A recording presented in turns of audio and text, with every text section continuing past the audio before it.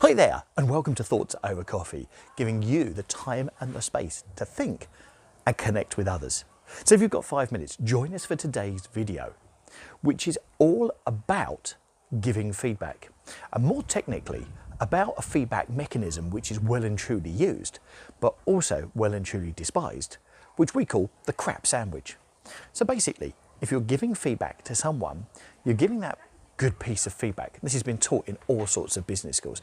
You give a good piece of feedback, then you tell them what you've actually brought them in for, which is the piece of crap, the developmental stuff, and then you give them a good piece of feedback to leave them going out on a high. What happens with that?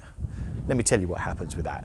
Everyone knows your feedback style, and therefore they know they're coming in for a piece of developmental feedback. And then you go through the superfluous, oh, you've done that really well. Then you go for the bit of crap, which is probably delivered incorrectly, wrongly, direct, and far too much to the point. But actually, you don't know how to do it, but actually you're balancing it off. And then you give them a piece of feedback, which they won't even remember, the last piece of good feedback, because actually you've just kicked them in the middle to give them that cheese, give them that ham in the back there, which actually is a complete disaster, and that's the only bit they remember, but they'll also remember how you delivered it. So, how do we get around stop giving the crap feedback? It's quite simple. You give feedback on a regular basis, ongoing feedback. That's not just developmental feedback, but also give lots of recognition as well. And don't go out of your way to give recognition for things that should be done, but actually giving recognition where recognition is due. But when you're delivering your feedback, there are different ways and different mechanisms. But if you make sure that giving feedback is a normality and a developmental feedback, and the way in which you do it is done in the right way, so actually you don't sugarcoat it, because let's face it, far too many people sugarcoat developmental feedback, but you give it in the right way, which is helping and coaching that person through it, helping them to self-realize what it is.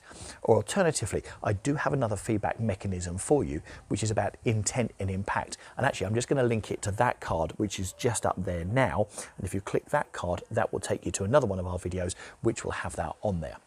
But if you give feedback in the right way, then the intent and impact will come through. You're dealing with the person's behavior and not the individual. Once again, the crap sandwich, it's been around a while, it's been taught all over the place, but people know what's coming.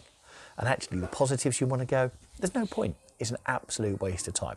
Get that feedback right, get it right all the time, but make sure you're recognizing and giving developmental. And do you know what? You'll have people working for you who are really engaged and want to do a job for you. But actually, do you know what? They'll develop and move on to bigger and better jobs as well, as by way of you helping them to do it. Thanks very much for watching today's video and listening on the podcast. Really appreciate it. Hope you enjoyed that and got great value from that. Don't forget, leave some comments down below. And if you're listening on the podcast, click the link for the YouTube channel to take you through to continue the conversation on this channel. Don't forget also to subscribe for videos updated to your inbox every 2 days from Thoughts Over Coffee.